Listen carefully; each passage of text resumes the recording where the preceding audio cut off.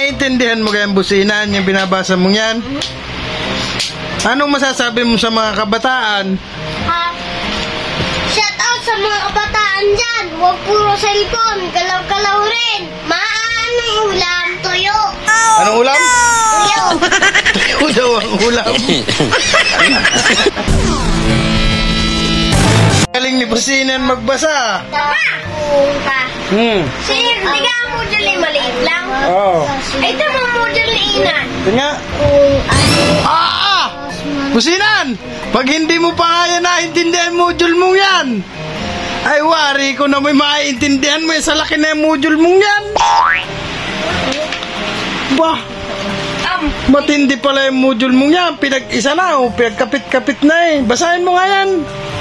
Titingnan ko kung marunong ka nga magbasa. Sa pagsusulat ng unit fraction,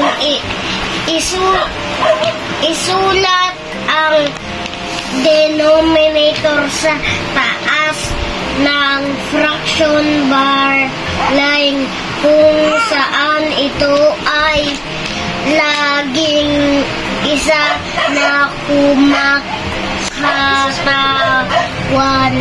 sa isang bahagi ng hinati-hati. Pagkaparehong sukat ang denominator naman ay isinusulat sa ibabang bahagi ng fraction bar line. Pansinin ang mga larawan sa ibaba. Anong larawan ang nagpapakita ng pinakamalaki region? What? Ano daw yun? Ano daw yun? Ha? Alin? Shaded. Shaded. Oh. Shaded ba? Ang isa. Inan, naiintindihan mo gayan yung binabasa mong yan? Ang Hoy, pinakamalaki. tanong ko sa'yo kung naiintindihan mo yung binabasa mong yan. Pinakamalaki. Oo, opo. Mas malaki ang ano nga ito kuya? Shaded. Inan, anong masasabi mo sa kabataan? Shout out sa mga kabataan dyan. Huwag puro cellphone. Galaw-galaw rin. Anong ulam? Tuyo. Anong ulam? Tuyo. Tuyo daw ang ulam. Ang Baby Camel, Baby Camel. Aba, sinong kamukha ni Baby Camel? Si mama mo na naman. Papa. Si Kuya Baro. Palitan ko na kaya si mama mo para maging iba naman ang muka.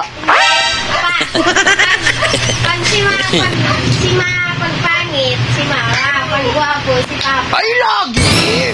Perfect yan. Sabi nga na may quality. Mag-aaral mga mabuti businan, ha? Hindi. Businan, mag-aaral mabuti, ha? Para maging first honor. Baka naman niya first kalukuhan. Ba't cellphone naman ang hawak mo?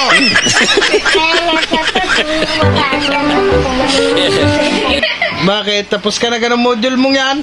Ang liit naman ang module mo. Sabihin mo sa teacher mo, Ma'am, bakit po ang liit ng module ko? Wala na pong pinakang malaki nito.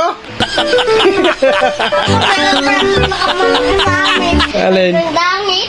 Yung nakasulat sa Manila paper?